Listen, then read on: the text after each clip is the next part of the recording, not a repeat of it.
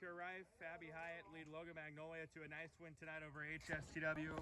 Ladies, this game came in kind of maybe a little bit toss-up. I know they got the best of you guys earlier this year.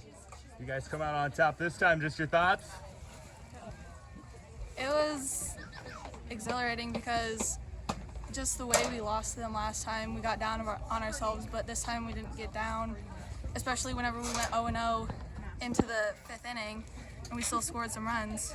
Yeah, the energy stayed up in the dugout the whole entire game. So, Was there anything in particular, I mean, every game's different, but anything you guys took away from that first matchup that you feel like kind of helped you tonight? I mean, it was scoreless, and then all of a sudden it was a 10-run game.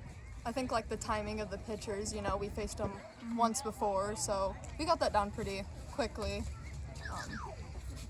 Yeah, the first time we faced wasn't the best, but we got up on her and started hitting the ball. Seemed like, I guess kind of piggybacking off that, start of the game, both teams were struggling to get anything going offensively, and then you guys just hit a rhythm. What was it that clicked? I think honestly just the constant energy, that's what it takes to score a run.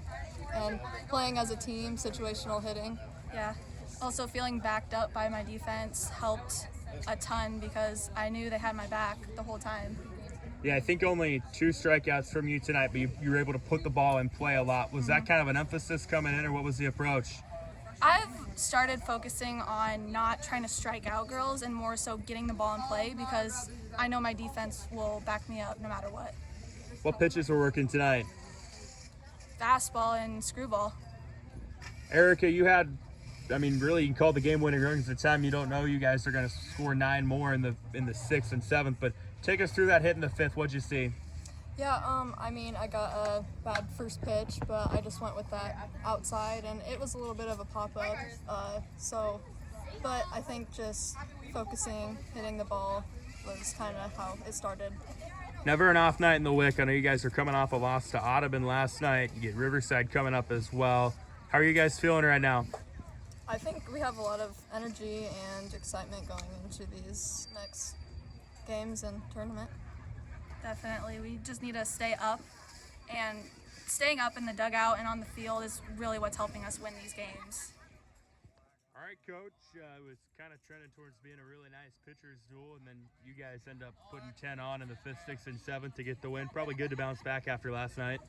Exactly. I mean, we had a tough game last night with Audubon. We were a little flat. They were fired up, and there's no way this team wanted to have 2 losses. And we tried to avenge first game with them. They beat us 4-2. So we knew it was going to be a good one. We just came ready to play. But I agree with you. I thought it was a pitcher's duel to start with.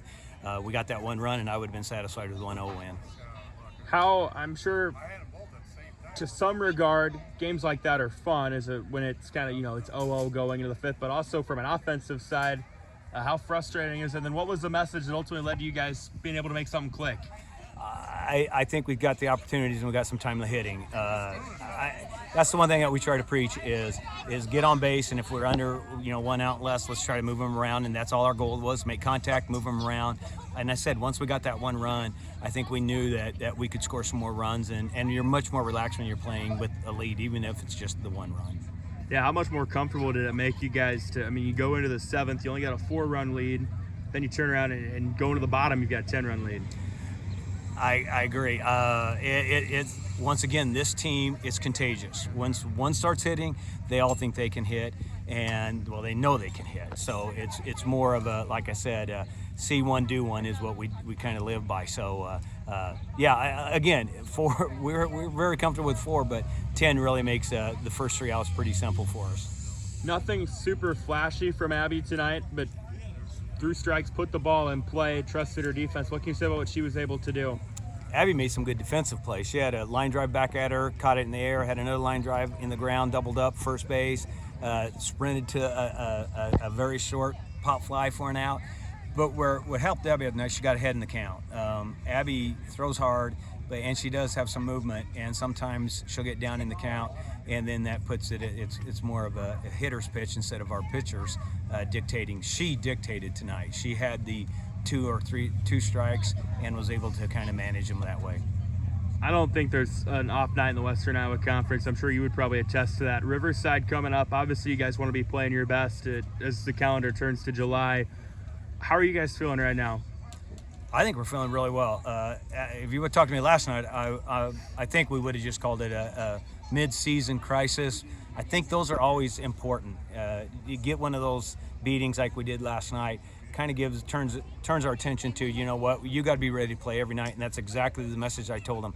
Every night you got to be ready to play from here on out. If you don't, you'll be going home early. So